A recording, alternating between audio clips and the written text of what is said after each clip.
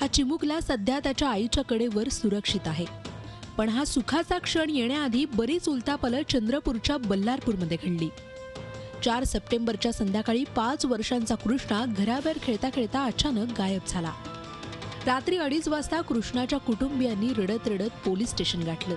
वो जब ढूंढा मैं लड़के को अपने, और फिर जब कोई आंसर नहीं मिला तो फिर मैं सीधा पुलिस स्टेशन गया. मैं पिताजी के पास गया.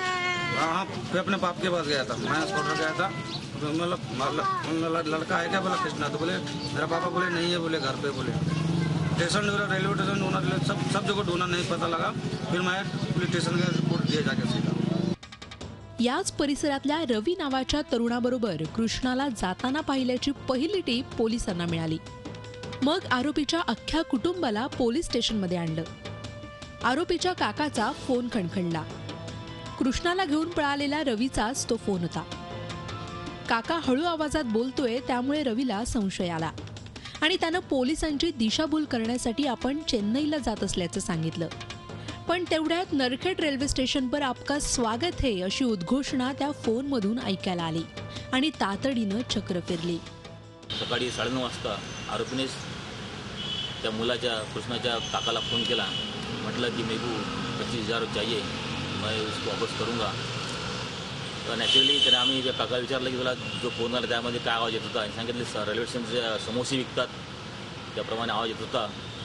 आणि एक असा आवाज येत होता की नरखेड पोलीस स्टेशनवर, नरखेड रेल्वे स्टेशनवर आपलं स्वागत आहे असा आवाज येत असल्यानं आम्हाला मिसिंगचे मी फक्त झालं की हा नरखेडच्या इथे असणार रेल्वे स्टेशन.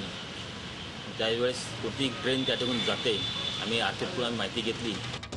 कृष्णाचे फोटो RPFला व्हॉट्सअप करण्यात आले आणि अख्खं फोर्स कामाला लागलं. अखेर मध्य प्रदेशातल्या आमला रेल्वे स्टेशनवर आरोपी रवी केशकर त्यांचे पोलीस स्टेशन आहेत त्यांना व्हॉट्सअपद्वारे मुलांचे फोटो आणि आरोपीचा फोटो व्हॉट्सअपवर सेंड केला.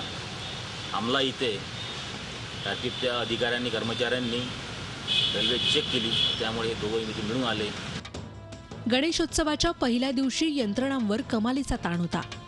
तरीही यंत्रणेनं मनावर घेतलं तर काय होऊ शकतं याचं उत्तम उदाहरण या निमित्तानं समोर आलं. छोटा कृष्णा त्याच्या यशोदेला परत मिळाला आणि बल्लारपूरमधल्या त्याच्या छोट्याशा घरात आनंदी आनंद झाला. आशिष अंबाडेसह bureau report, Zee Media, Chandrapur. Zee 24 तास रहा एक पाऊल पुढे.